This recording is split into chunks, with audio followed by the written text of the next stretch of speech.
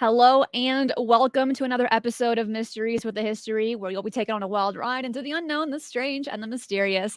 Like you, I have questions, and like you, I want answers. And with each episode together, we will peel away the layers to look for the truth. So, would you stay in the most notorious room for paranormal activity in a haunted hotel?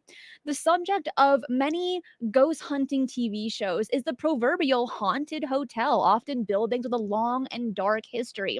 In this episode, we'll take a look into some of the most haunted hotels in America that you can actually stay at. Now, my co host, Jimmy Church of Fade to Black Radio, is on a cruise this week, but he does says hi to everyone, and he will be back in California tomorrow. So I thought it would be great to start off today's show on the state of Georgia. Georgia's a very notorious state because the devil went down to Georgia and he was looking for a soul to steal, and he was in a bind because he was way behind and he was willing to make a deal. And when he came across this young man swaying on a fiddle and playing it hot, the devil jumped up on a hickory stump and said, "Boy, let me tell you what. I guess you didn't know it, but I'm a fiddle player too, and if you'd care to take a dare, I'll make a bet with you. Now you play a pretty good fiddle, boy, but give the devil his due, because I'll bet a fiddle of gold against your soul, because I think I'm better than you." The boy said, "My name's Johnny, and it might be a sin, but I'll take your bet, and you better regret, because I'm the best there's ever been." Now, it seems like Johnny won that bet with the devil, and it seems like he hadn't returned afterward. But still, Georgia has some very scary spirits wandering around the state, but no devil to my understanding. Now, if you got that joke, you're probably from the States. It's a song from the Charlie Daniels band called "The Devil Went Down to Georgia." And it's a real steal of a song. It's so good. So either you got it or you didn't, but please look it up. It's a great one. So let me share my screen here, talking about our first hotel, and that is the Jekyll Island Club Resort. Let me pull up this image here as a visual aid, but also how it really looks. And let's get straight into today. So, this was once a playground for America's wealthiest families, including the Morgans, the Vanderbilts, and the Rockefellers. This historic Georgia resort opened in 1888 as a recreational club. And some say that you can still feel the presence of wealthy visitors and hotel workers today. Now, when I read that sentence, I'm like, what does a wealthy visitor feel like? Like, let's say it was a ghost, right? And it's walking past you. Do you smell money on them? Do you smell like what, a level of confidence, maybe greed? I didn't understand that sentence when I found it, but I'm like, I'm going to read it anyway because maybe it'll make sense to someone else, but it doesn't make sense to me. Cassidy, thank you so much for the super sticker. And welcome to everyone watching today's show live right here on YouTube. I have some great locations to talk about today and some wild stories attached to them. So, for the Jekyll Island Resort, I feel like we're going to be covering a lot today, but it seems that consistently there's a lot of ghost brides. It's like on the should be the happiest day of your life, something terrible happens, like in every single TV show, right? And the bride somehow dies or she takes her own life, and then she haunts the hotels. And let me tell you, it's not a haunted hotel if there's not a ghost bride there. And a few other factors, and we're going to get into that. But the story of the Ghost Bride is perhaps the most famous ghost story associated with this resort in Jekyll in Georgia. And according to legend, a young bride died on her wedding day in room 310. Keep that number in mind. Some say that she was so distraught over her fiance's death that she took her own life, while others claim that she died from a heart attack. Bless her heart. So, whatever the cause of her death, no one really knows. Guests have reported seeing her ghostly figure in the room 310 wearing a beautiful wedding dress. And some have even claimed to see her reflection in the mirror or feel a cold breeze as she passes by. When we're dealing with ghosts, ghost stories, even ghost TV shows, there's always like this feeling of like a cold breeze of some kind. Now, if it's the summer, we all want that cold breeze. I'm like, ghosts, come on over. Like, please give me that cold air. I'm up for it.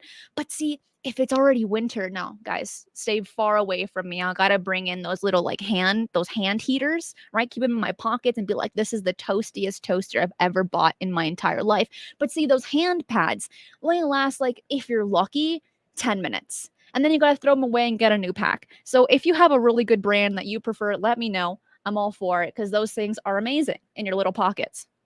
Sever, thank you so much as well for the super sticker. I do appreciate that for supporting the channel and the RV fund as well. So thank you.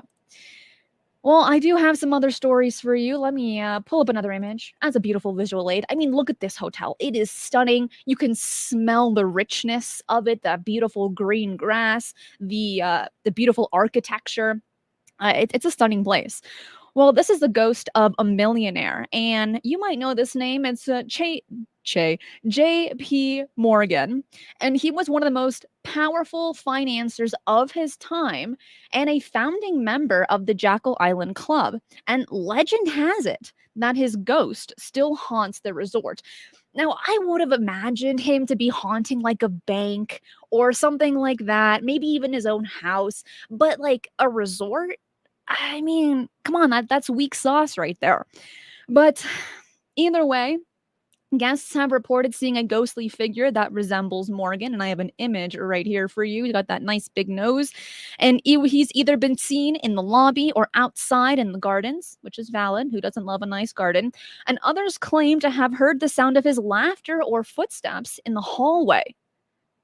I have a question here, though. How do they know what he sounds like? How do we know what his laugh is like? I don't know. That detail felt a little suspicious to me, but I said, I'm still going to share it. It's a part of the legend. Let's go for it. But do rich people have a different type of laugh? Valid question. It's also said that Morgan loved the resort so much that he actually wanted to be buried there, but he instead was placed in his family graveyard back in New York. So here's my question about ghosts in general. I love looking at paranormal history, talking to paranormal investigators. It's a fascinating thing. But no one has a definite answer on, first off, what how ghosts work, how come they're attached to certain locations or objects, or sometimes there's like that little imprint in time where they're reliving, or I guess redeathing. I don't know, just constantly in a certain point in time, and they're not actually interacting with the outside world, but the people here that are alive are able to see bits and pieces of this. I've asked this question 100 times to paranormal investigators because obviously I want to understand, and I know you do too. And I have some questions about this. If you're going to be entering my mind today, and we're going to do a deep dive, Mark Tasaka, because Jimmy is in here, I got to say it. Thank you so much for the super sticker and supporting the channel. Thank you. No. So thank you for that. So my question is, if you are buried in another location, in this case for JP Morgan, it was in New York, but people are stating that, no, his ghost is actually in Georgia. Do you think maybe you could clone yourself and be in a bunch of places at once? Or can you travel? Is there like a ghost train maybe, and you're able to like go back home to places that you want to go? Or was there a place or maybe even an object inside of that hotel that he was so attached to? Maybe his secret like bank lock treasure thing was in there. That'd be exciting. And maybe he was attached to that. We don't know, but I do like pondering about that kind of thing. Just because you died somewhere, it doesn't mean that your soul or your ghost spirit is also going to be there. Now, is that always the case? Well, it seems like for a lot of ghost hauntings and ghost activity, where the person passes away, that's where their soul is, so they say. But does that really matter? I guess is the big question. Nobody has the answers, and I guess we won't know until we cross over. But it's just a really, really wild thing. And even in what is it, Beetlejuice, right? People get stuck in like they're a cool movie, stuck like where they die. So I do love that movie actually. And they're gonna be making a remake, rumors have it, with Johnny Depp as Beetlejuice, which is gonna be really interesting. Can't wait for that. But I do have some other stories for you, and right about this hotel. We got this nice little, well, actually, we're gonna go back here. So there was even a ghost of the orchestra leader. So in the Jekyll Island Club had an orchestra and played for guests during its heyday. And the orchestra leader was a man by the name of Sammy Lind, and who he was believed to be a brilliant musician, which sounds really nice. And legend has it that Lind's ghost still haunts the resort, and that guests have heard the sound of his music coming from an empty room. And some have even claimed to see his ghostly figure conducting the music. See, this is great. This is free entertainment. This is free music right here, where you have a ghost playing some tunes of the time period and letting people enjoy it or be absolutely mortified of it. It's kind of one or the other. Either you dig those kind of jams, or you're thinking, you know what, this is not for me. And the fact that no one's actually playing it is pretty darn scary. So, yeah. Oh, Brian, yes, absolutely. Of course. Thank you so much for supporting the channel and for the RV fund as well. Thank you for that. See, that's my jam, says Cassidy. You betcha. Okay, let me know in the live chat. What's your favorite song of all time? Let's hear what you got. I'm all for it. Well, there's even a ghost of the tavern, and the tavern at the Jekyll Island Club Resort is said to be haunted by the ghost of a former employee. Could you imagine loving your job so much that you actually don't ever want to leave? No, no, no. I want my vacation time. I'm there from 9 to 5, and that's the best you're going to get. Am I going to stay overtime? No, thank you. Well, according to legend, the man was fired from his job at the cavern, and then he later committed suicide. Guests have reported seeing his ghostly figure in the tavern or in the nearby alley, and some have heard his voice or felt his presence. Dun, dun, dun. That's so sad. Like, you love your job so much, they let you go, and you're like, this is my life. This is my everything. I'm just gonna leave, but I'm not actually ever gonna leave, ever, ever, ever. And that right there is an attachment. And that's where the difficulty lies. So many of us, if not all of us, have something that we're attached to. In this case, I love cats, I love ramen, and I love Puck the Puck Wedgie, right? Those are my attachments right there. But would I want to stay on the earthly realm just because of these? No, no. I would very nicely like to walk that tunnel of light and move forward, because those attachments definitely are not strong enough for me to suffer here, where I can see everyone and no one can see me. That's misery. There is nothing there. Of course, if you have family members that you love, it's nice to visit them. Yeah, visiting is great, but you're not living with them. You're not stuck there. You have the opportunity of coming and going. That's great. But being stuck, no. That is something that I'm not for. Steve says, I love Puck too. Thank you. Me too. But I'm talking about the things that I muse about a lot. Today, you are entering my mind when it comes to the paranormal, ghosts, and all of these haunted hotels across the United States. Well, I do have another one, and I do have that image for you about a nice bellman. Bellmen are very cool. I wish something that we still had them. There are some hotels that still have them, but not all of them, and not most of them, really. But this is another ghost story associated with his hotel.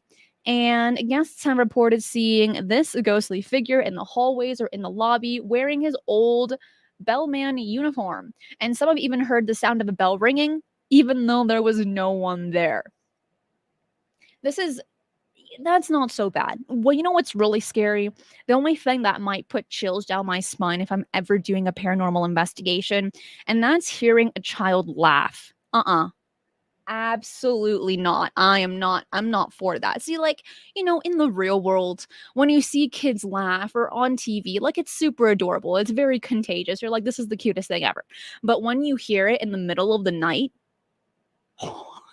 there is nothing scarier except maybe a cockroach crawling up your arm. That's pretty terrifying. But aside from that, ghosts, child ghosts laughing, we've seen that. I feel like horror movies have ruined that for us, because we see children as so innocent, so sweet, so adorable, but they can also be so evil, like Children of the Corn, right? Or even the Black-Eyed Kids as well. there's that innocence factor there, and you don't know if you're all for it or you're like, this is the scariest thing on the stinking planet, aside from cockroaches. So, and we're going to be covering a few of those stories today, but just children, man, children laughing. No. The next one is the Marshall House, also in Georgia. I mean, pull up this very cool image here. Pulling that up. All right. And if you're listening to this on a podcast platform, I always share images on YouTube. So jump over to YouTube. That link is below so that you can see these images and also watch the show live if you're able to catch it and interact in the live chat with all of my great, amazing viewers and listeners right here. Thank you. Thank you. Ooh, DL says, what if you heard a child's voice call you by name? Okay, well, I want to talk about this. And I've spoken to this with Dave Schrader and a few other paranormal investigators. And that is children. We let our guard down with kids for the most part.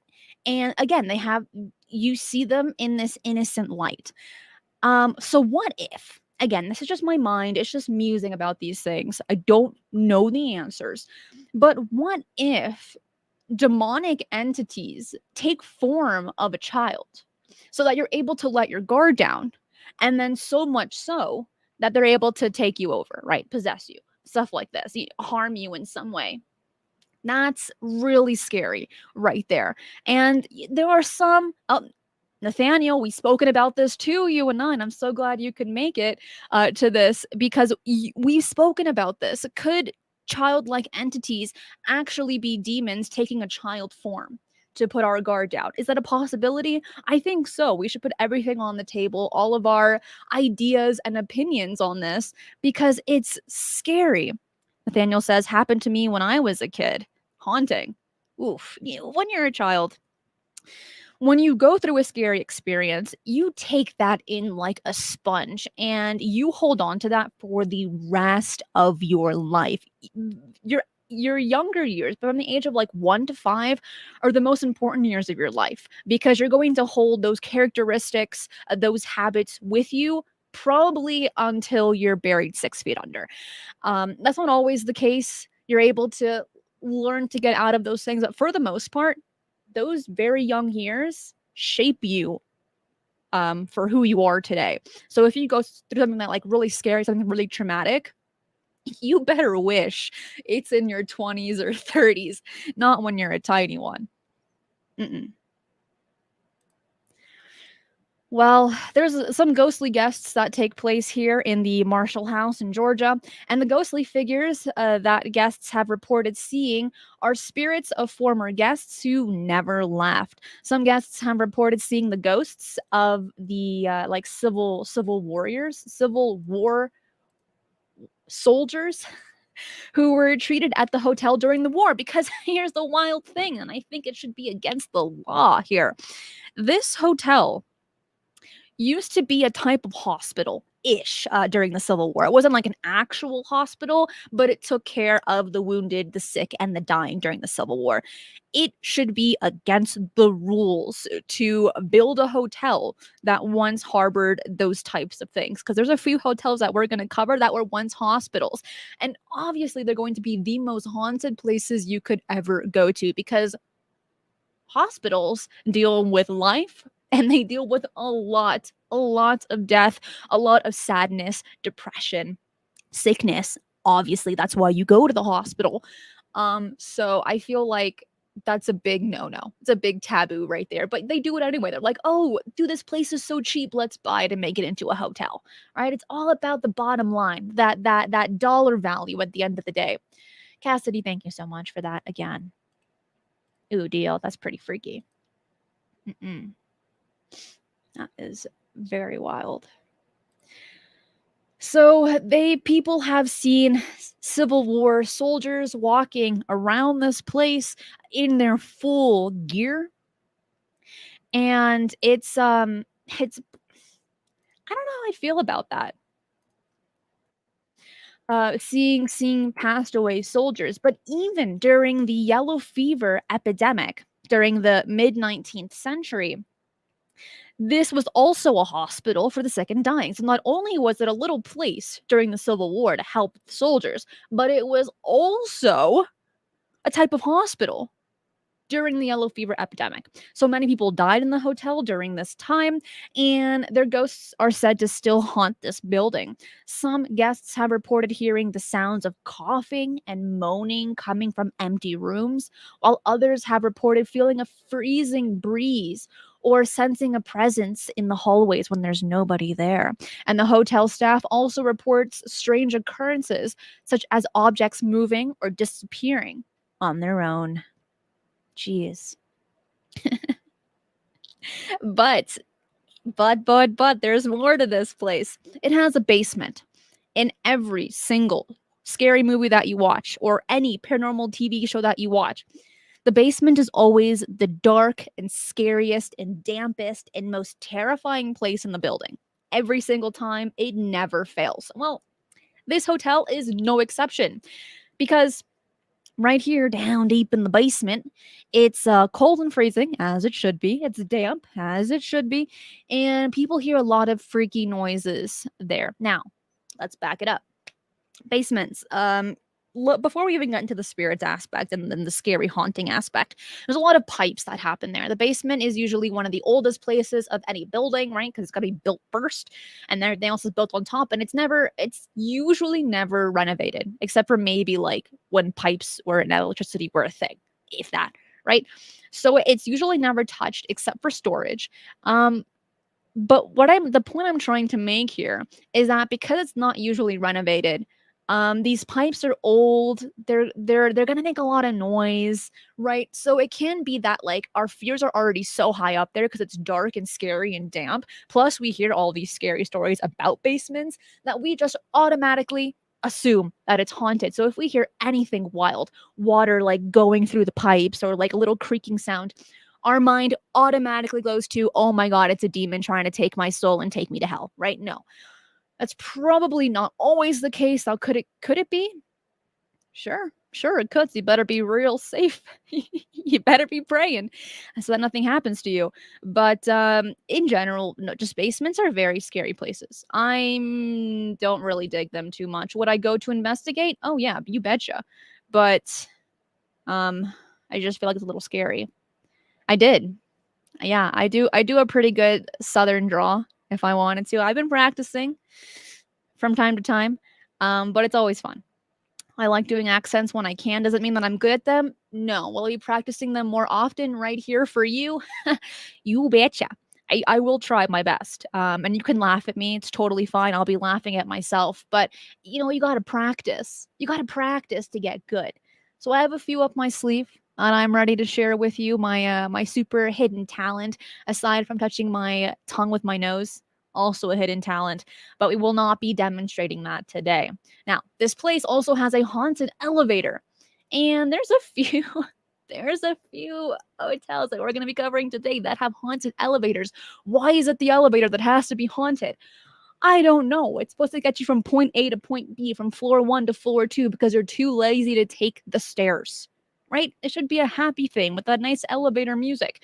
But no, a lot of them are haunted. And a lot of them are haunted because of children. So they say they're children. Are they actually children? Are they demons? We don't know. But we'll just take their word for it. These witnesses that say that they hear laughing and playing and child voices, that it's actually a child, puts me at a little bit more ease than something darker than that. But I have one more story for you about this hotel, and that is Mary Marshall. Mary Marshall was the wife of the hotel's original owner, and she also haunts this building. Some guests have reported seeing her ghostly figure in the hallways or in the lobby, while others have reported feeling a comforting presence when she's near. Mary Marshall is said to be a friendly ghost, nice like Casper the Friendly Ghost, who enjoys watching over the guests at the hotel. See, now you have another employee that you don't have to pay for. You don't have to give them accommodations, no food, and she's doing the job for you. See, those are the kind of ghosts that we need in this world, that we need to hire / not hire, right? Because you're not actually hiring them and putting them on your taxes. But this is a nice lady right here. Just making sure, is everything okay? Are you enjoying the food here? How are the beds? Are they fine? Like that would be great. I'm all for that. And Chris, thank you so much. I just sent £10 through PayPal. Thank you for that, for supporting the channel, and of course the RV fund as well. Thank you, thank you. Yeah, let's go, Casper. Oh, thank you. I only wash it once every 6 weeks, so I do appreciate that nice compliment about my hair. Thank you very much. But moving on to California, like the song Hotel California, right? Which seems decently appropriate for today. No, and just by the way, I do shower consistently and wash my hair every few days. Just did want to say that. All right, let me share my screen here of this hotel. This is the Hollywood Roosevelt Hotel. And this is a pretty iconic hotel in Los Angeles. It opened in 1927, hosting countless stars throughout the golden age of Hollywood, including Shirley Temple, Montgomery Clift, Charlie Chaplin, and even Marilyn Monroe. But it seems that for a lot of these guests that entered, they never actually left. Marilyn Monroe is said to haunt room. Let me pull up this image here. There we go. Marilyn Monroe is said to haunt room 1200, which was one of her favorite rooms during her frequent stays at the hotel. She even lived there for a short period of time. And guests who have stayed in the room have reported seeing her reflection in the mirror or feeling her presence in the room. I do want to know what her presence felt like. Was it like, because, she's so famous, she's so loved in the United States, and I think across the majority of the world, right? So I want to know how it felt to be like around her. But some have even reported hearing her voice or footsteps in the hallway outside of the door. One guest even claimed to have seen Monroe sitting at the foot of the bed, staring at the window. Another guest reported that the door to the room kept opening and closing on its own, as if someone was trying to get in. And there's even an alleged story of a maid seeing a blonde woman in the room crying. When the maid attempted to console her, she vanished. That's pretty freaky. But then you even have Montgomery Clift, and he haunts the room 928, which he stayed in while filming From Here to Eternity in 1953. Clift was known to be a talented musician and often played the trumpet. That's interesting. Ghosts who have stayed, and guests, I guess both here, that have stayed in the room have reported hearing the sound of a trumpet playing in the middle of the night. That's an alarm clock right there. I would not be happy with that. Just hearing a trumpet while I'm attempting to sleep. I'd rather someone be like tapping my shoulder or taking my bed sheets, like pulling off the blankets. But hearing a trumpet in the middle of the night, hard pass.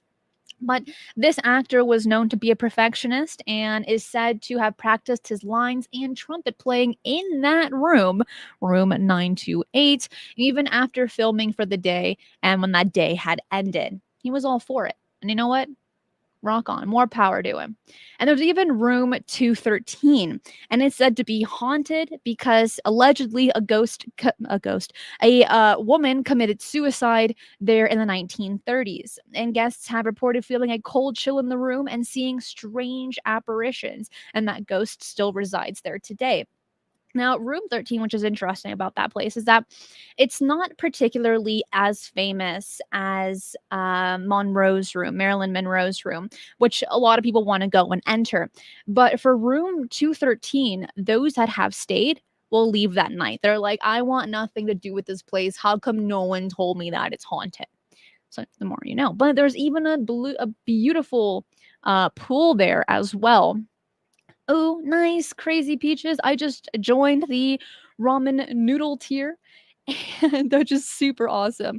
I would like to, he's referring to Patreon, and Patreon does have different tiers for supporting the channel.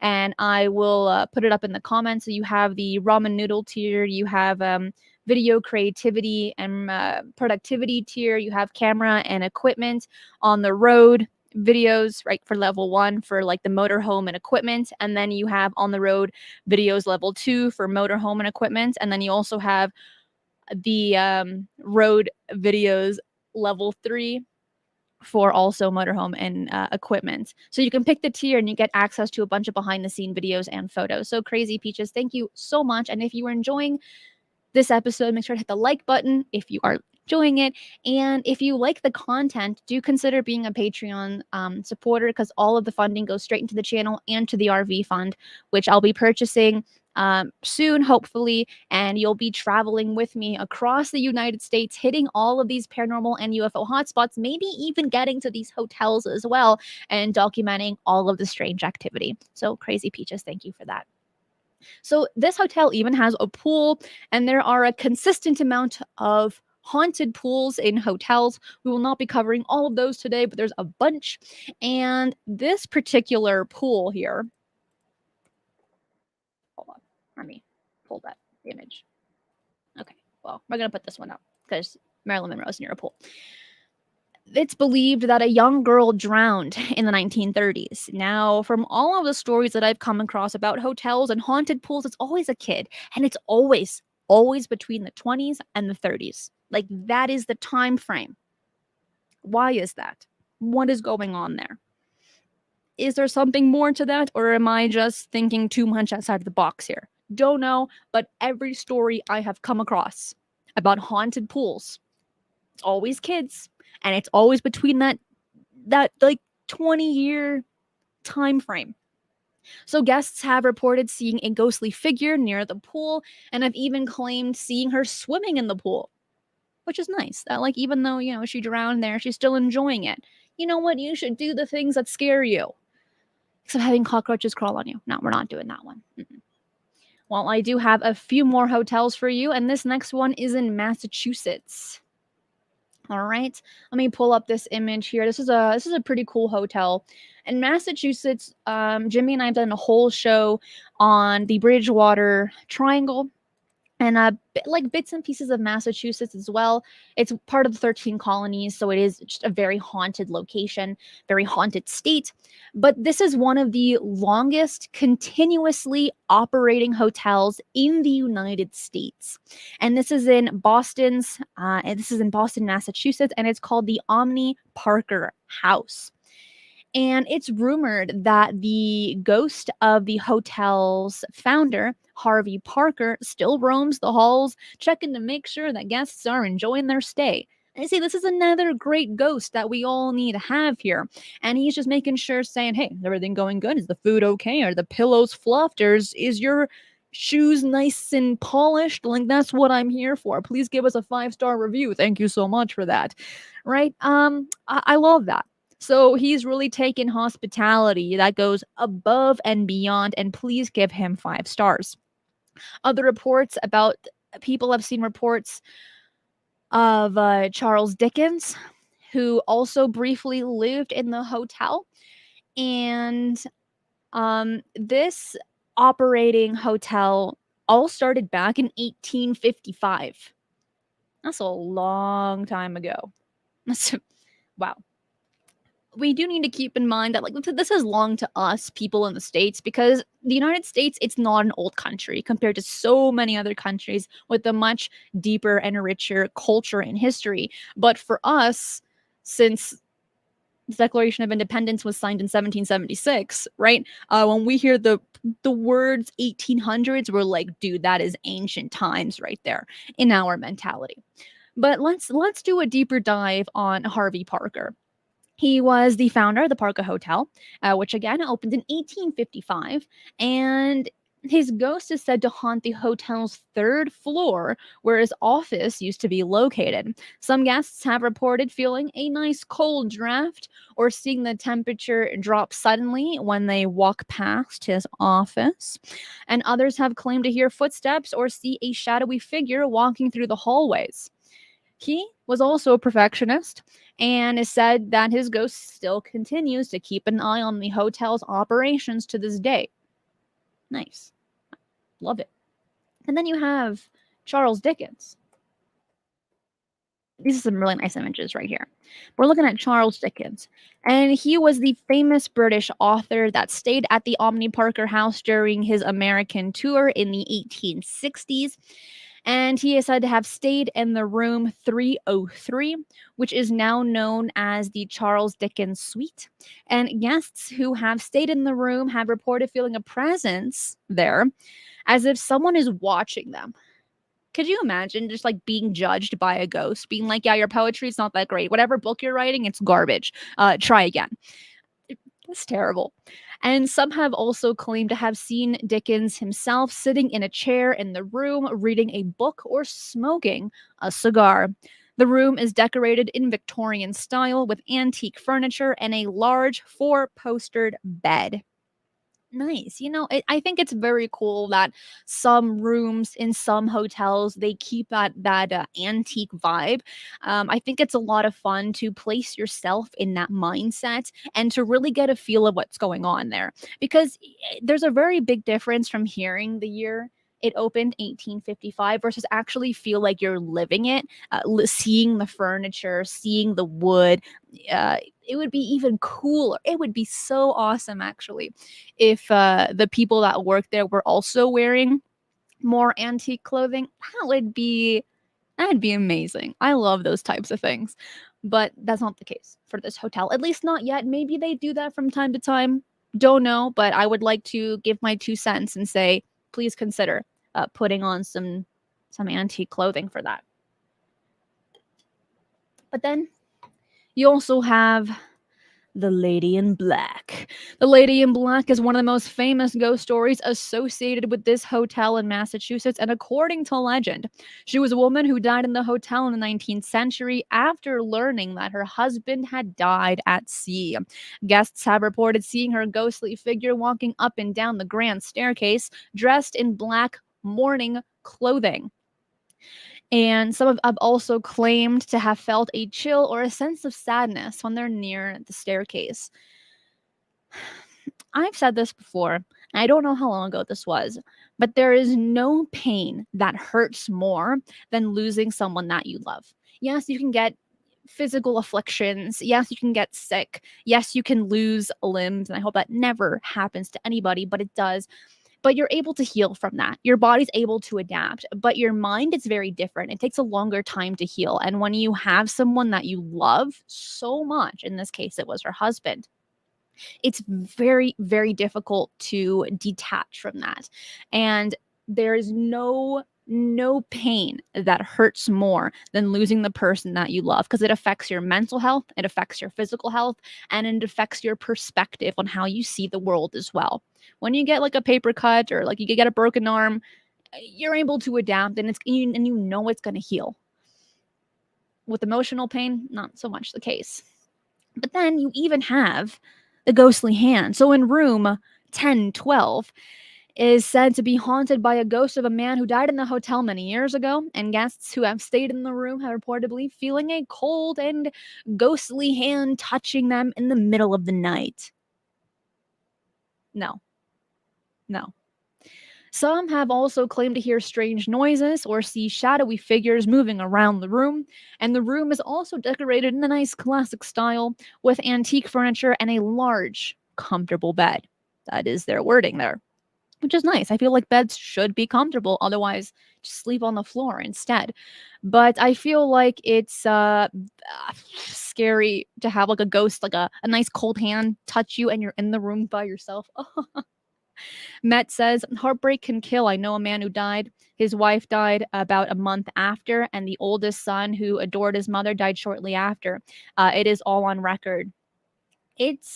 I've heard many stories like that, especially with like a married couple that have been together for such a long time where they're so in love. When one passes away, the other one passes away pretty shortly afterward, because it's very difficult to live on when the person that you love most passes away. So yes, heartbreak can kill.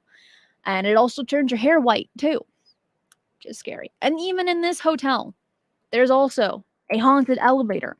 And this hotel's elevator is said to be haunted yet again by a little girl who died there in the early 20th century. And according to the legend, she was playing in the elevator and it suddenly dropped and it killed her instantly. Guests have reported hearing her giggling and playing in the elevator, even when there are no children present. don't take the elevator at night, or better yet, just take the stairs. Yes, it's more strenuous on the body. Do I like taking stairs? No, I do not. I am not that kind of exercise fitness person. I will take the elevator, but if it's dark and if I heard rumors of giggling of a child, I will either take all of my equipment and attempt to record it and experience it, or I'll take the stairs. Yeah, depending on how I feel that day. Feel like it, that's what's really matters there. But let's talk about a pretty famous hotel, and that is the Crescent Hotel and Spa in Arkansas. Now, if you don't live in the United States and you see the word Arkansas, you would pronounce it Arkansas, because Kansas, this sounds like Kansas. And then you put an AR in front of it and you're like, oh, it's Arkansas. No, no, it's not. It's Arkansas. And why is that? I don't know, but it is really annoying. So whenever I see Arkansas, every time I got to stop myself and say, pronounce it correctly, Cristina, because it's not Arkansas. Well, this hotel right here was built in 1886, and this is the Crescent Hotel in Eureka Springs, Arkansas. And what's interesting is that it was actually taken over by a criminal and entrepreneur, Norman Baker, in 1937, who turned the property into a hospital and health resort while claiming to have the cure for cancer. Yeah, he was later jailed for mail fraud, and though that was really hardly the worst offense that he had. Many people allegedly died under his untrained supervision, and some paranormal experts say that the hotel's past caused the spirits of several patients to stick around. Look at that image. I mean, this is a beautiful place. It's a beautiful looking hotel surrounded by amazing trees and just nature in general. But here we are yet again, and I cannot stress this enough. It should be against the law to have an ex hotel be a hospital and vice versa. Like that should not be a thing. Now, if you're really into the paranormal and you think I want this to be a haunted hotel, then you know what, totally different. But if you want to actually sell it as like this great, lovely resort to bring your family and have a good time, don't buy a hospital and turn it into a hotel. Okay? Like, please. Well, there's a lot of that's happened here, and there is one ghost, according to legend, by the name of Michael, and he was a stonemason who fell to his death while working on the construction of the hotel. Some guests have reported seeing his ghostly figure in the lobby of the hotel, while others have seen him on the fourth floor. Some have also reported hearing his voice whispering their names, and someone brought this up a little bit earlier in the live chat. How would you feel if a ghost was calling you by name? I'd be on guard, but I definitely would not be going there without my paranormal equipment with me. Okay. And then I'll be like, yeah, say my name 1,000 times. That's great. Like, let me capture it as an EVP. Thank you so much. But I think for everyone else that wants to have a good time at this hotel, they'd probably be freaked out. But it would be even scarier if it was a child voice saying that. Others have also felt a cold breeze or an unexplained chill in his presence. Consistently, with all of these ghost stories that we've come across so far today, every single ghost that witnesses have encountered allegedly, there is a cold breeze, a cold presence, a cold something around them. So let's do a deep dive into that. When I say deep, not too deep of a dive, but just enough because we don't have a lot of time and a lot of places more to cover. But this is a question that paranormal investigators ask themselves. What they usually want to capture on their pieces of equipment is capturing these little cold pockets. And it's believed by many, not by everyone, but by many, that it could be that these entities are attempting to take energy, and when they take in that energy, they create this cold spot to be in order to attempt to communicate with the living in some way or interact with them in some way. But uh, as we know, uh, energy cannot be created nor destroyed.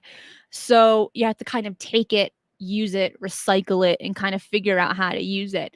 In this case, it seems that ghosts have their physics down. They know exactly what they're doing, and they got you. They'll be like, "Oh, you want the secrets of the universe? Give me some more energy, and I'll tell you." But there was even a nurse during the 1900s, and this was during the time when this place was a hospital and a health resort.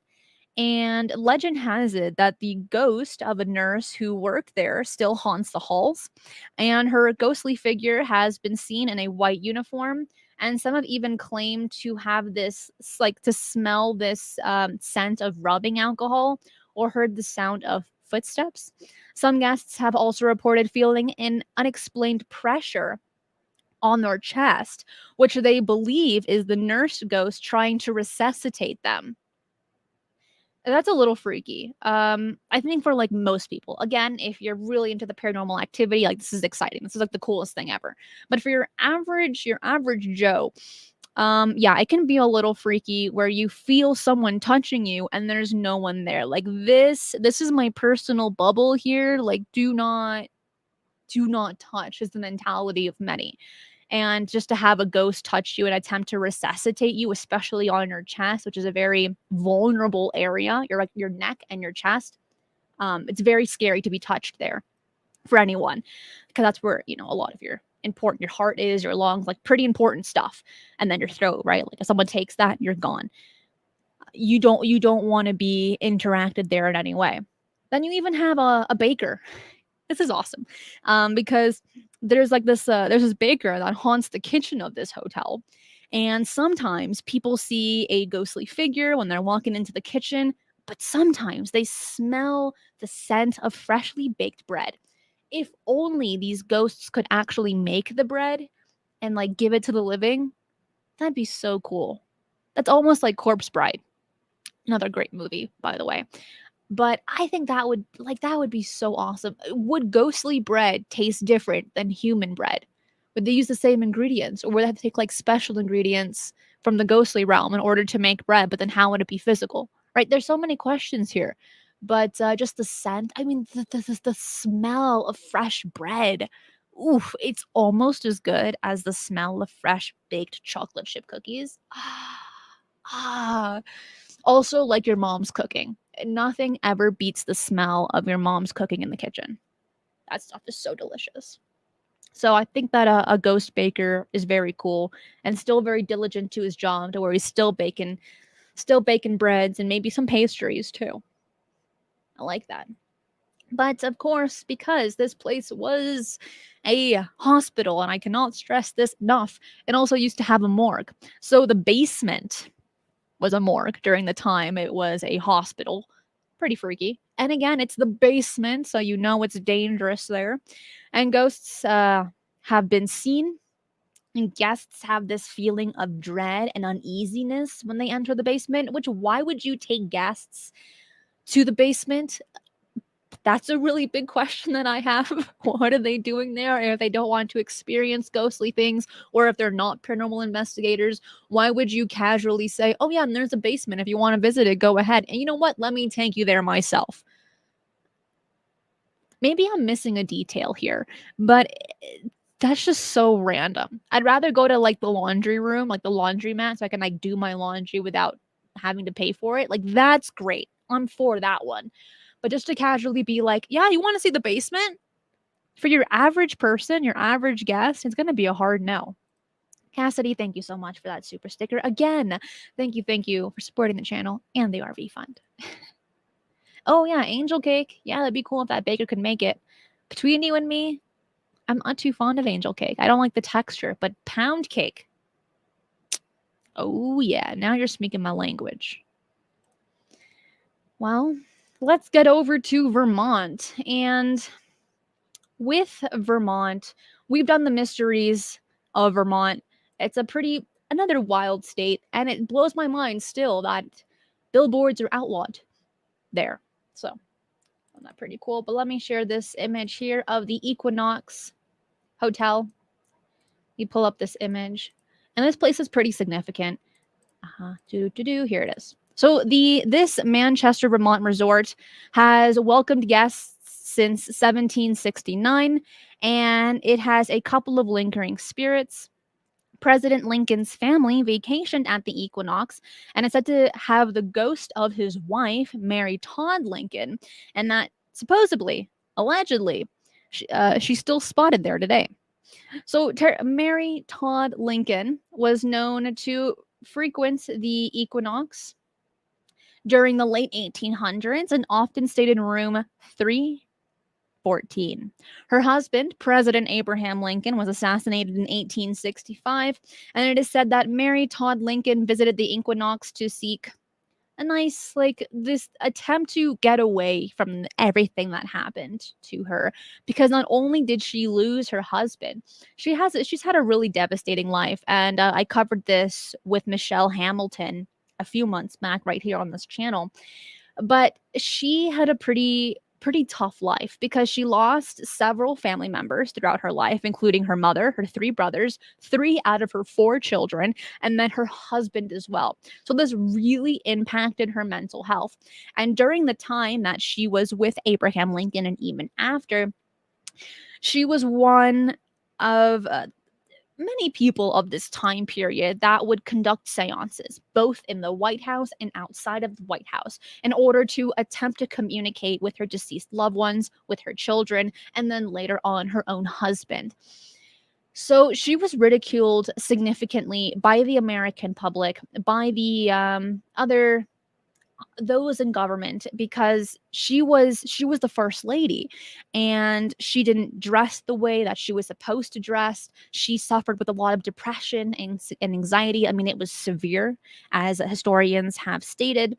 And then she was playing taboo, dealing with seances. It was a weird, it was a taboo topic and practice then in the 1800s, and it still kind of is today, but it was also very entertaining to them during the 1800s. That's kind of where it all started. And everyone's like, yeah, let's have a party and let's conduct a seance. Sounds like a lot of fun. Yeah. But in this case, Mary Todd Lincoln was very serious about it, and she really wanted to connect. So she would stay at this hotel, the Equinox Hotel in Vermont, and it's believed that her soul, her spirit, her ghostly figure is still seen there today. Now, the question would be, why is that? Was there something that she enjoyed about this place? Was there something that was very important to her? Because she didn't die there. She didn't die in that hotel. But why is she seen there? And why isn't she seen where she died? This is we're coming back to that question. Like, why is that? Is there a ghost train of some kind? Almost like Spirited Away. That was a great movie. Really liked that one. It wasn't like a ghost train, but you get my point if you've seen the movie. But there's even a ghost of the British Redcoats. So during the American Revolution, the Equinox served as a hospital and headquarters for the Continental Army. Legend has it that a British redcoat was captured and executed on the property, and that his ghost still haunts the hotel today. Some guests have reported seeing his ghostly figure in the hallways, usually in the evening or at night. Others have heard the sound of boots marching down the hall as if a soldier were on patrol. It was a hospital, and that's what it was. And now it's a hotel. Come on, what's going on here? I just spilled a little bit of water. Sorry. Well, then you also have the ghost of a woman in white. Also, this image is so pretty. I had to share it. So the identity of the woman in white is a mystery, but she is often seen wearing a white dress and appearing to be lost or searching for something. Some guests have reported seeing her ghostly figure in the halls or in various rooms throughout the hotel, and others have heard her footsteps or felt a chill when she's near. Dun dun dun. When we hear a lot of ghost stories, consistently, especially in hotels, not today, but like hotels across the world, you have the women in white and the women in black. Why can't it be the men in white and the men in black? No, it's always, Men in Black, get it? But usually it's women that are haunting the areas that are wearing one solid color, have it be white or black. And the question is, why that particular article of clothing, that color?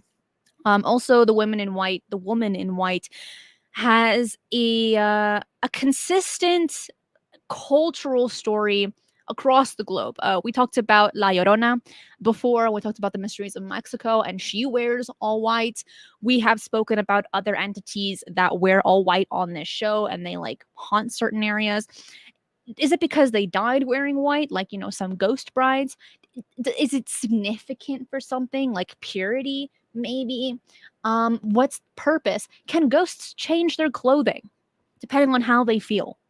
I need to know this, because I also have women in black. Sometimes they're wearing like clothing for mourning, right? Maybe they like black clothes. Is there any significance on the clothing that they wear? Charles, thank you so much. IDK about y'all, but if I saw a red ghost, I'd be in a mental hospital for some well-needed R&R. Funny enough, in Canada, there is a woman in red seen in a particular hotel.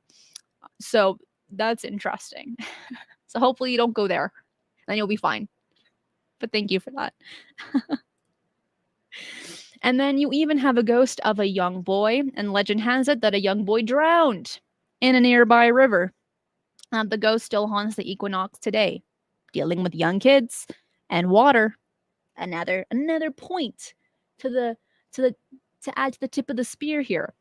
Guests have reported seeing his ghostly figure in the swimming pool area, sometimes playing with the beach ball or splashing in the water. Others have heard the sound of a child laughing or crying in the halls. This kid's everywhere, in the river, in the pool, in the halls. It's living the dream. But you even have a ghost of the silver service waitress. And she was a part of the silver service restaurant, which is located in the hotel. And the waitress was killed in a car accident while driving home from work one night, and it's said that she still haunts the restaurant. Guests have reported seeing her ghostly figure walking through the restaurant or sitting at a table. Others have heard the sound of her footsteps or the clinking of silverware when there is no one else around. Hopefully she's pulling her weight, like actually putting the silverware away, wrapping it in napkins, because that'd be awesome. Otherwise, like just leave already. And if you are still enjoying the show, make sure to hit the like button to let me know that you are enjoying the show. And let's try to get to 200 likes at the very end of the show, because that lets me know that you're enjoying it, and it also helps the YouTube algorithm as well. Moving on to our next state, and that's Texas. Good old Texas. Let me pull up this image here. This is a pretty interesting hotel, and you're going to understand why when I share it with you. Let me pull this up. Got it. All right. So the beautiful Emily Morgan Hotel is in San Antonio, Texas. But funny enough, it wasn't always a hotel. The 1924 building first housed a hospital and a doctor's office. Before that, it was near the site of the deadly Battle of the Alamo. And it's believed that this history is the reason for the mysterious occurrences that happen throughout the hotel. Some guests have even reported seeing a woman in white wandering the halls. Here we are again with another woman in white. Very quickly, for those that don't know the Alamo, that was when Texas and Mexico had this really bloody war. That's like explaining it in one sentence. Countless strange occurrences have been reported by staff and my guests. Phones ring in the middle of the night, but there's nobody on the other line. Inexplicable sounds coming from unoccupied rooms, doors closing without being touched, and ghostly figures wandering the halls. Video cameras have even captured what appeared to be bright orbs floating around the hotel at times. Here's my other question for you. When it comes to these haunted hotels, do they say that in the job description when they're hiring people? Or is it like, I'm not going to tell anyone because maybe no one will work here? Should that be illegal to not tell someone that the place is haunted where you might work at? I feel like it should be. But to my understanding, I don't think it's required to be like, by the way, yeah, you want to work here? It's haunted. I would like to let you know that. But if you're still interested, here it is. And I'll give you at least minimum wage on that. Depressing. And then, okay, and then here's another thing, right? Let's say you work there and it's haunted and the phone rings, things go missing, the bed that you just made is now mixed up and all messy. I'd be pretty furious. I'd be like, dude, I just worked so hard on this and you're ruining my job. It needs to be in the job description, but I don't think it is. Yeah, sever. Some states require this to be disclosed before you sell a haunted property. I have heard that, but I don't know if that's the case for a job description. Like, but yeah, for haunted property, I have heard that. That's not the case for all states, but it is for a few, which is interesting. Hmm. Yeah. Thank you, J. Allen Heineken. Still a great name. In the state of New York, when you're selling a house, you have to inform potential buyers if your house is haunted. And that's how it should be. I feel like that's just appropriate. Yeah. Well, there are some pretty wild alleged stories that take place here. Let me share another image. I mean, look at this hotel. Obviously, they built a lot to it after the Alamo because could you imagine this ginormous building during the Alamo? I can't. It looks so boring, really. But the inside is pretty. I'll show you an image here. Like this is like some nice southern hospitality here. Like, it feels cozy but corporate. Well, the first story that we're going to cover is actually the ghost of Emily Morgan, what the hotel is named after. And this was a legendary figure in Texas history, and her connection to the hotel has made it a popular destination for those interested in the paranormal. Guests have reported seeing her ghostly figure in the hallway or in room 501. In almost every single room that we've covered today, it always has a 1 in it. Does that mean anything?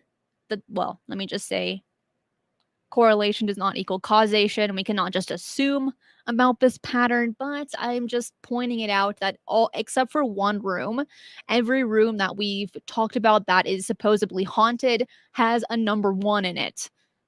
Just putting it out there. But it's also said to be the most haunted room in the hotel, room 501, right here in Emily Morgan Hotel. Some guests have also reported strange occurrences in the room, such as items moving or hearing like really strange noises. Then you have the ghost of the crying boy. And the story of the crying boy is one of the most famous ghost stories associated with the Emily Morgan Hotel. Legend has it that a boy died in the hotel in the 1800s, and his ghost still haunts the building. Some guests have reported hearing the sound of a child crying or laughing in the hallways or in their rooms. No matter how well you lock the doors, you're still going to get unwanted visitors. Others have reported seeing the ghostly figure of a boy playing with the ball in the hallways. It's giving me Shining vibes. You know, The Shining, the movie. That's kind of what I'm getting here. Playing in the hallways. Kind of freaky. That's right. Only in Texas. Everything's bigger in Texas. And probably scarier, too. Charles, thank you so much. 1 is the loneliest number that you'll ever do. That's a good song. I don't know the lyrics, but thank you for that. Then you also have the ghosts of these suicidal newlyweds.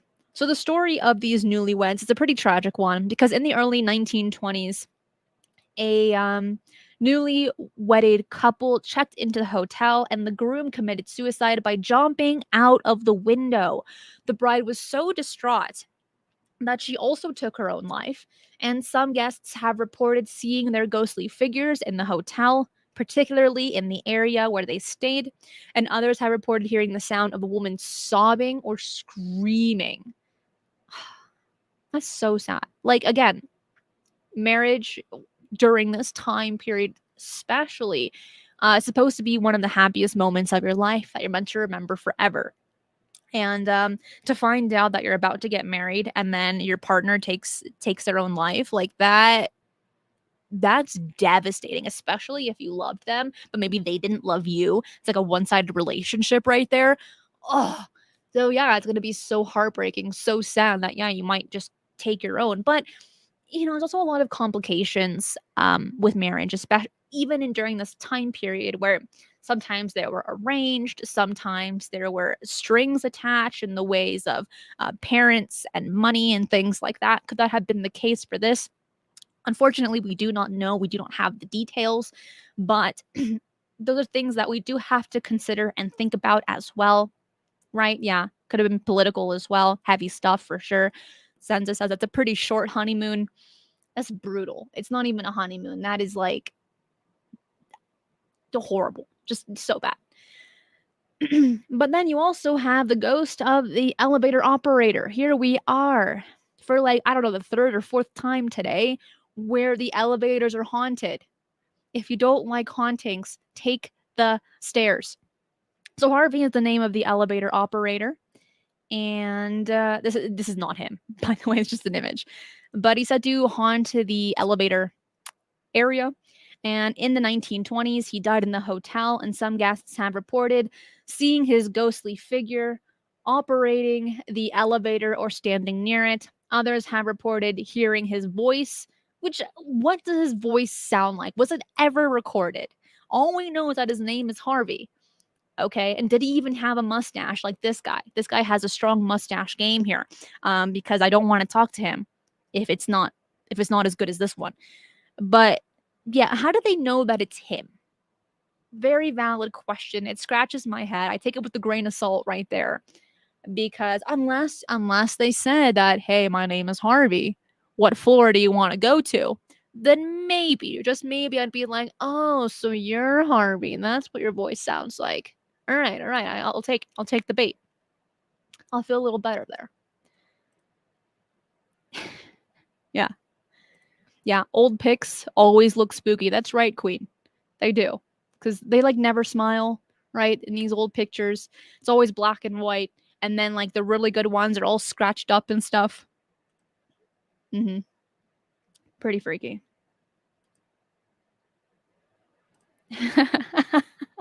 Tyler says, one in a haunted hotel used the stairs. You could use the exercise, but it could be also exorcist. Very funny. I laughed.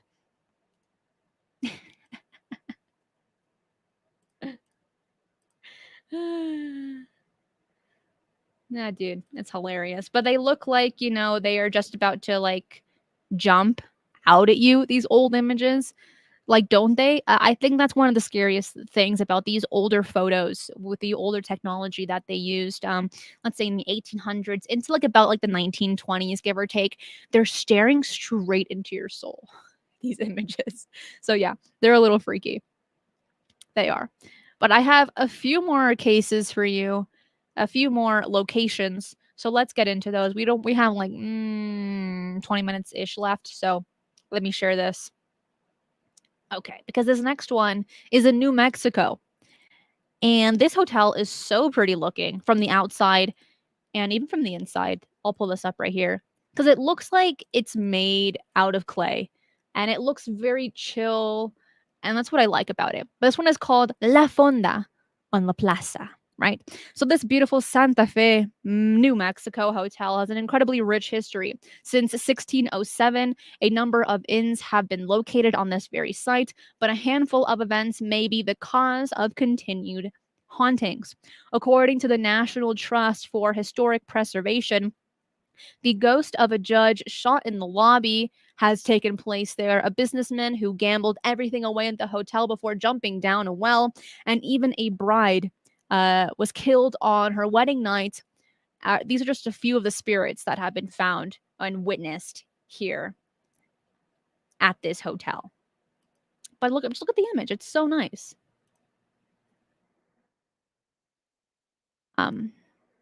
Yeah, no, definitely dope nose. We will all be praying for your wife. He writes, I have a favor to ask. My wife just underwent 13.5 hours of emergency open heart surgery yesterday, and we can really use all the positive thoughts and prayers people can give. Yes, myself and I know many others will be doing that because it's very scary to see your loved one go through something so traumatic, but we will all be putting our good thoughts for her and for you as well. Hopefully you are enjoying the show and it's taking your mind off of things for a little bit. So, this place, let's get into our first alleged witness story sighting here, and that is the ghost of the again. What the heck? Another crying child here. So, legend has it that the ghost of a young boy who drowned in a nearby river haunts the hotel. Yet again, water, little kids, 1920s ish, right? What's going on here? Well, he's still seeing, playing in the hallways, laughing, and also crying as well. And he also likes to stand at the foot of your bed. Great, great.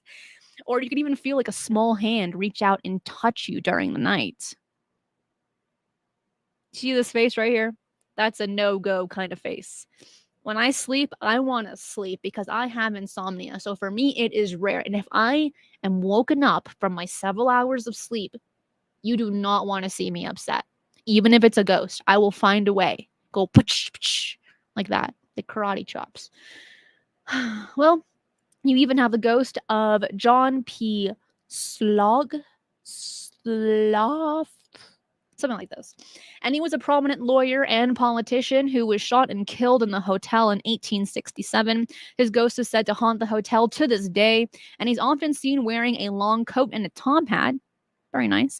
Some guests have reported seeing his ghostly figure in the hallways or in the lobby, while others have reported hearing the sound of gunshots or feel a cold breeze when he's near. Now, a really cool fact, actually, about, and this is him, a really cool fact about top hats during the 1800s is that they were created with mercury, and that's where the concept of like the Mad Hatter kind of started, because it was a saying even before Alice in Wonderland, because that mercury would seep into your brain and it would just kind of cause you to go a little bit crazy. Fun fact, now you know.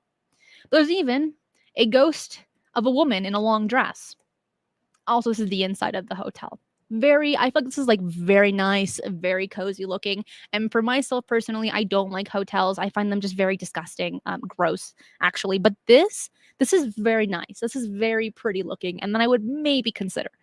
But the identity of this woman in particular is unknown, but she's seen wearing a very long dress, and she has been seen over the years by guests. Some have reported seeing her in the hallways or in their rooms also, while others have reported feeling a chill or a sense of presence when she's near. Some guests have also reported seeing the figure of a man accompanying her, though his identity is also unknown. And then you even have a cowboy ghost. This one's pretty cool. According to legend, a cowboy was shot and killed in the hotel during a card game. The ghost is said to haunt the hotel to this day and is often seen wearing a cowboy hat and some cowboy boots. And some guys and people have reported seeing his ghostly figure in the lobby or in the bar, while others have reported hearing the sound of his spurs jingling as he walks down the hall. That is so cool. I feel like cowboys need more recognition. Their job was so hard in the West. Um, I mean, New Mexico is desert. It is sand and cacti and like that's all you get. So like people that had to do the cattle trail, right? It was a brutal job. It was so difficult. Like this was not easy. So cowboys had it really difficult. And you know, they're definitely like placed into costumes today and they're like enjoyed, right? Like even Western movies, which is cool. But I don't think people realize in general like how difficult it was being a cowboy. And you lived off of bacon, beans, and biscuits, as they say. The three B's. Well, you also have the ghost of a bellman. Also, here's the outside of the hotel. Very pretty. The bellman is said to be a friendly ghost. Yay, like Casper, who haunts the hotel. Some guests have reported seeing his ghostly figure in the hallways or in the lobby. Once it's like all of these ghosts conjugate in the hallways and in the lobby, maybe having their own like little ghost meetings or something. I don't know, because right here in La Fonda, as the hotel was called, all the ghosts are seen right there. So For the most part, with this bellman, people that have supposedly encountered him, they have like this nice, like comforting, pleasant feeling when he's around, which is nice and decently rare when it comes to ghost sightings. And he's believed to have worked in the hotel in the 1970s. And he, as they say, as the legend goes, that he loved his job so much and he just never wanted to leave.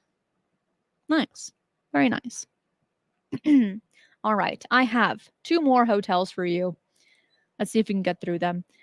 This next one is Hotel Chelsea in New York City, New York. We got to play some Frank Sinatra music for this one. Let me pull this up. Here is the outside of the hotel. I mean, it looks not great, but the historic Hotel Chelsea has long attracted the spirits of famous musicians and artists in both life and death. Poet Dylan Thomas died while living at the hotel, and decades later, Nancy Spungen, the girlfriend of the Sex Pistols' Sid Vicious, was stabbed to death in room 100. There it is, the one again. And this possibly happened by Vicious himself. It has been said that all of these tortured ghosts remain in the iconic hotel, like Hotel California. So let's talk about Dylan Thomas. He was a Welsh poet who stayed at the Hotel Chelsea in November of 1953, shortly before his death. He was in New York City for a series of poetry readings and was known for his very heavy drinking. It is said that he fell into a coma after drinking too much at the local bar and was taken back to the hotel. He died a few days later at St. Vincent Hospital. Since then, many guests and staff members have reported seeing his ghostly figure wandering the hallways of the hotel or sitting in the lobby. What's with the lobby in hotels that ghosts enjoy so much? Some have also reported hearing the sound of his typewriter coming from his former room. Typewriters, the clicking sound, there's just this level of like satisfaction when you hear a typewriter go. Yes, it's really loud, like just like the little clicking sounds. It just sounds great. There are keyboard attachments now where you can get like a type of typewriter keyboard, which is very cool. But for the most part, I like the quiet ones for me personally. But like hearing it, it's also nice. I do enjoy it. And then you also have Nancy Spungen. And once again, she was the girlfriend of Sex Pistols bassist Sid Vicious, and the couple was staying in room 100 at the Hotel Chelsea in 1978, and then she was found dead from a stab wound. Vicious was arrested for her murder, but died from a drug overdose before he could stand trial. So no one actually knows what happened. But since then, many guests have reported seeing her ghostly figure in the hallways or near the elevator, and some have also reported hearing strange noises or feeling of a cold breeze when passing room 100. Now, what kind of strange noises? This is what I want to know. Like what was going on? But it doesn't specify, which is kind of sad. But then you even have Eugene O'Neill. I like that name. Eugene, I bet it's a very cool and nerdy name. I really dig it. He was a playwright who stayed at the hotel in the early 20th century, and he wrote some of the most famous works, including The Iceman Cometh, The Long Day's Journey into Night, while staying at the hotel. That's when he wrote those types of stories. And his ghost is said to still haunt the hotel, and guests have reported seeing his ghostly figure wandering the hallways or sitting, to guess, in the hotel's lobby. There we are again. It's the lobby. I think they have like meetings about what it's like being a ghost or something there. Or maybe there's so many people there. Okay, listen, hear me out. Maybe they're in the lobby so often because there's so many people there and they're ready to go like a vampire and take their energy and then attempt to communicate with the living. That could make sense. You know, if I actually want to muse about these types of things and the possibility, that's kind of where my mind would go. But what about you? Why do you think so many ghosts, allegedly, are hanging out in the lobby? Let me hear your thoughts in the live chat, in the comments. I want to understand it. And if you have some insights on this, please don't keep it to yourself. Don't be selfish. Pass it on over to me and everybody else, because we all want to know. We all want to get an understanding of what's going on here. But then you also have Stanley Bard, and he was a manager of the hotel for many years, and he was known for his close relationship with many of the hotel's famous residents, including Bob Dylan and Patti Smith. And his ghost is said to still be present in the building, and guests have reported seeing his ghostly figure in the lobby or near the hotel's front desk. Nice. That's very cool. It seems for these most haunted hotels, the owners or the manager like to stay there too. And I don't know like what time period when it comes to like managers actually living in hotels. I know there were certain periods of time where they could stay there if they wanted to, but I think for the most part in present day, and please correct me if I'm wrong, I'm not familiar with like how hotels work and stuff. But I'm pretty sure that now they kind of like they don't have to live there, and I don't think that the majority of them do. At least so they say, right?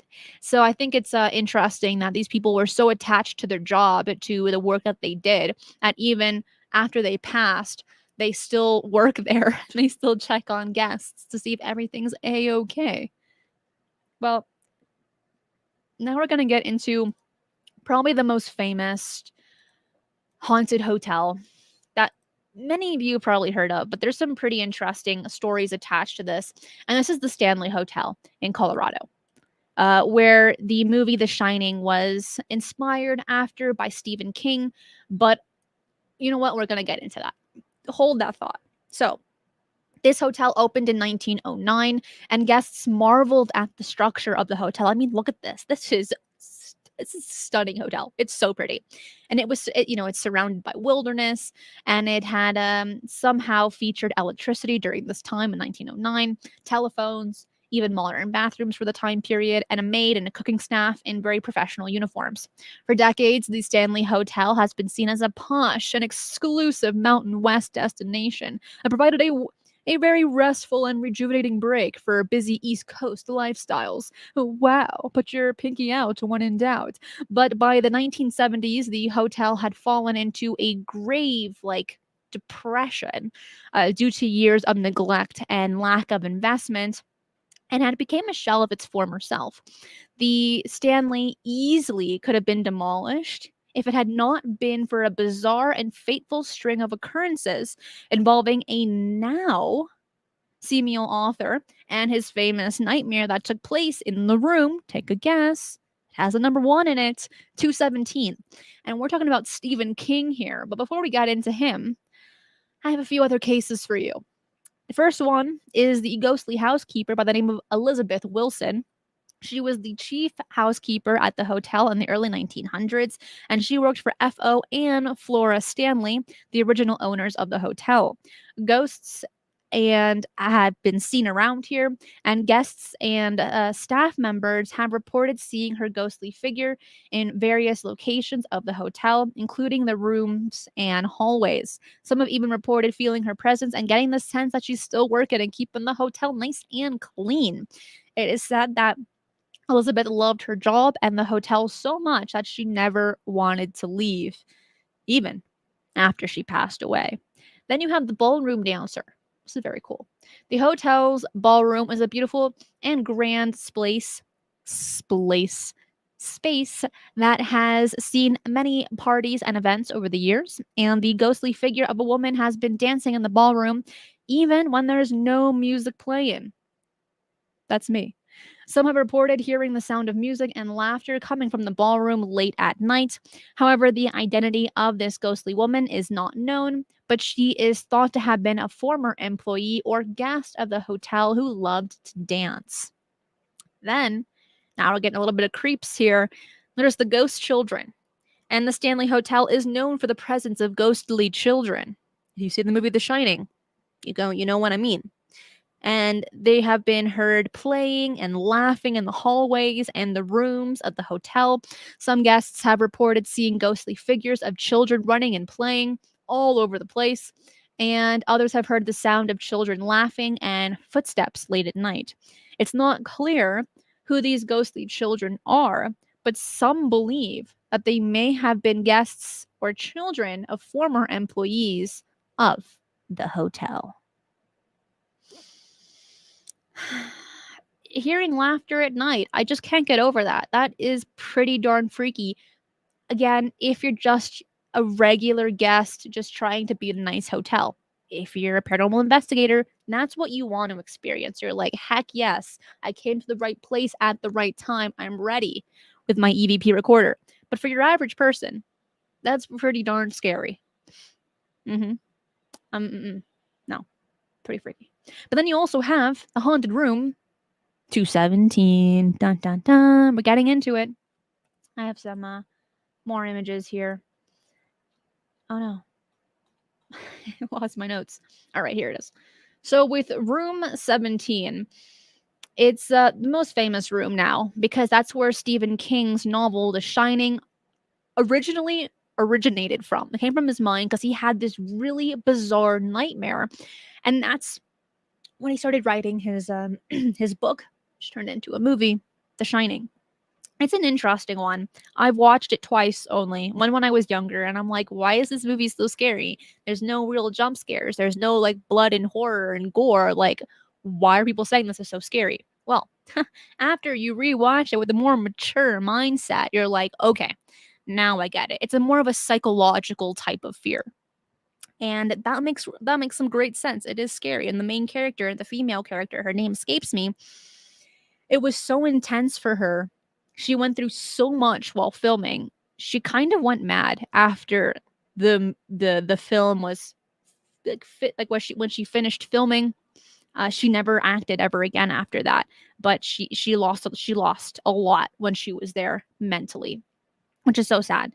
It really is. But because of Stephen King, because of the book, because of the movie, this hotel is still standing today. And so many want to go into the room 217 because of that. But you also have the fourth floor in general is said to have just a pretty heightened level of paranormal activity. And this floor was used as living quarters for the hotel's staff and servants in the past. And guests have reported hearing strange noises, feeling cold spots, and seeing ghostly figures and shadows on that particular floor, the fourth floor. And some have even reported feeling like they have been touched or pushed by an unseen force. As long as you're not being pushed down the stairs, okay, it's not terrible. But when you are being pushed down the stairs, that's when it gets a little scary. I don't know if you've ever fallen down stairs, but it's not pleasant. It hurts. And it's not fun or funny. Unless, you catch it on video.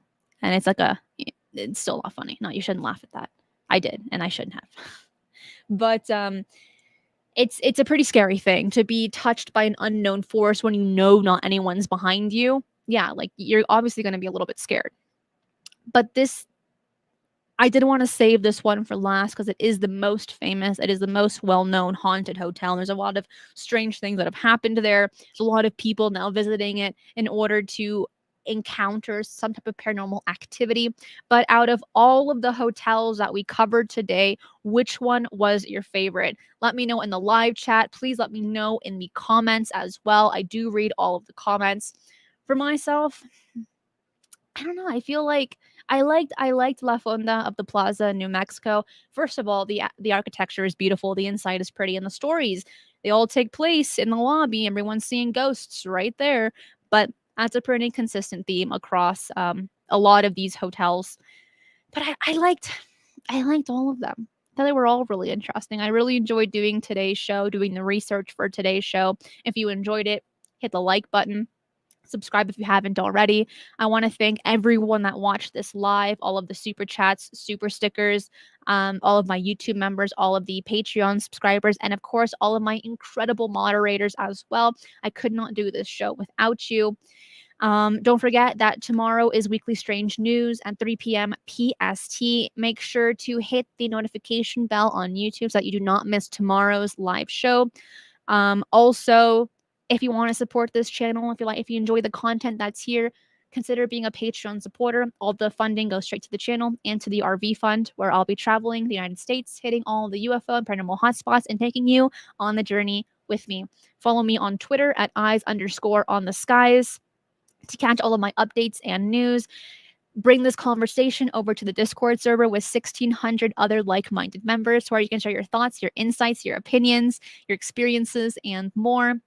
And I think that's everything. Yeah, I think we're good today.